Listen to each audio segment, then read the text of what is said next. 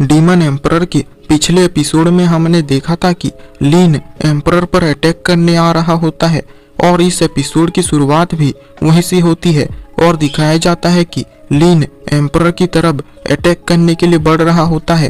तभी ही मिस लू एम्परर से कहती है, स्टीवर्ट जाओ, तुम बाकी सब लोगों को इग्नोर भले ही कर देना, पर इस कमीने को ऐसा सबक सिखाना कि ये अपनी पूरी जिंदगी उसे भूल ना पाए। तो एम्परर मिस लू से पूछता है, पर इसके बारे में इतना ज्यादा खास क्या है? तो मिस लू उसे कहती है, क्योंकि तुम्हारे आने से पहले इस कमीने के मन में मेरे लिए गलत इरादे थे और यहाँ तक कि इसने मुझे बुली भी किया था। और उसकी हरकतें देखकर एम्परर अपने मन में कहता है, यंग मिस तो सच में बदल चुकी है और ये और भी ज्यादा भोली हो चुकी है, पर मैंने जाने से पहले इससे क्या करने को बोला था और अब ये कैसी हरकतें कर रही है। लेकिन फिर वो कहता है, तो ठीक है, अब जब यंग मिस ने कहा है तो मुझे अपनी ड्यूटी तो फुलफिल करनी ही होगी। और फिर एम्परर लीन से कहता है, तो मैरीवुड्स के ड्रैगन लीन, लगता है कि तुम जी जी कर थक चुके हो और मरना चाहते हो, इसलिए ही तुमने हमारी यंग मिस के साथ ये सब किया। लेकिन लीन हंसने लग जाता है और कहता है, तो मैं क्या करूं अगर लू फैमिली में कोई मर्द नहीं है तो। लेकिन वो अपनी ये बकवास कर ही रहा होता है, तभी ही एम्परर अचानक से उसके पास आ जाता है और उसके सर पे एक जोरदार किक मारता है और उस किक की वजह से वो बहुत दूर जाकर दीवार से टकरा जाता है और उसे देखकर सब लोग शॉक होकर उसकी तरफ देख रहे होते हैं और उस दीवार में एक बहुत बड़ा होल हो जाता है। और फिर एम्परर कहता है, कमीने, मेरे यहाँ होते हुए तुमने ये कहने की हिम्मत भी कैसे की, और अब इसके लिए तुम मुझसे रहम की भीख मांगोगे। और उसे देखकर टियान सांग कह रहा होता है, तो लोग ड्रीमोनिक ड्रैगन के बारे में सही कहते हैं, ये सच में बहुत ही ज्यादा अजीब है, इसे कोई भी समझ नहीं सकता है।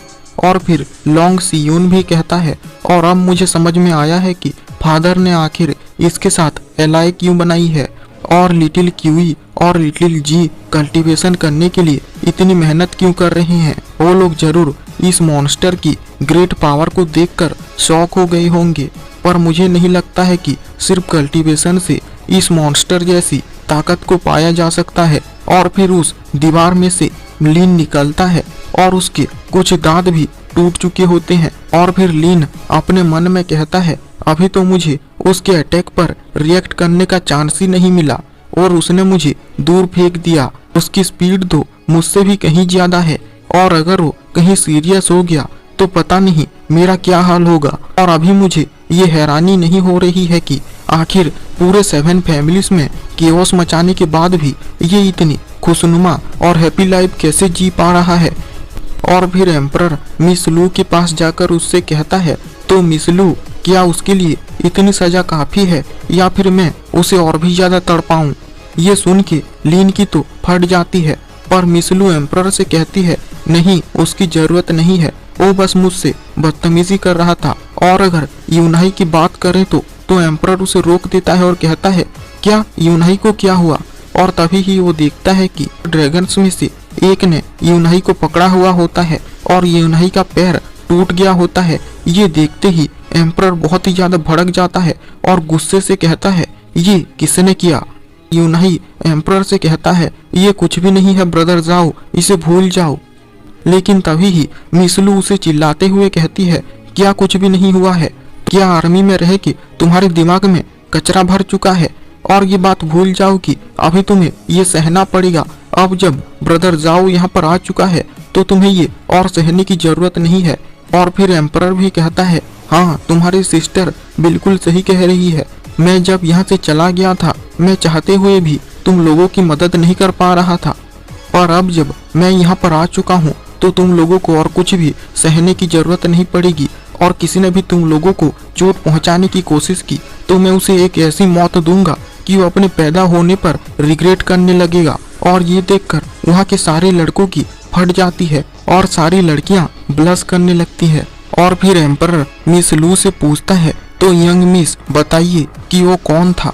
तो मिस लू उसे कहती है, ये है जिसने की यूनाही का पैर तोड़ा और ये है जिसे कि माफ नहीं किया जा सकता है, मैरीवुड्स का ड्रैगन ली शूफेंग। और ये सुनते ही एम्परर उसकी तरफ बढ़ने लगता है। तो फिर से ये तुम ही हो, और लगता है कि अभी जो मैंने तुम्हारे साथ किया और जो पनिशमेंट दी है वो तुम्हारे लिए कम पड़ गया, और लगता है कि तुम्हें इससे भी बड़ी पनिशमेंट देनी होगी। और उसकी तरफ बढ़ ही रहा होता है, लेकिन तभी ही उसके सामने जियान उसके सामने आकर खड़ा हो जाता है और उसे रोकते हुए कहता है, बहुत हुआ। और उसे देखकर सारे लोग अपने मन में कहते हैं, तो आखिरकार जियान लड़ाई के मैदान में आ ही गया। और लीन उसे देखकर सोच रहा होता है, अब जब यंग मास्टर मेरे सामने आ चुके हैं तो ये बच्चा हमें अब कुत्तों की तरह ट्रीट नहीं कर पाएगा। और फिर एम्परर जियान से कहता है, ओ तो तुम मुझे रोकना चाहते हो? तो जियान उसे कहता है, नहीं, तुम कुछ ज्यादा ही सोच रहे हो। बात बस ये है कि अभी तक कोई ऐसा पैदा नहीं हुआ है जो मुझे सरपास कर पाए, और तुम भी उन लोगों से कुछ अलग नहीं हो। और जियान अपनी ये बकवास कर ही रहा होता है और देखता भी नहीं है कि एम्परर तो लीन के पास पहुंच चुका होता है। और कुछ देर बाद उन लोगों को ये रियलाइज होता है कि एम्परर तो लीन के पास पहुंच चुका होता है।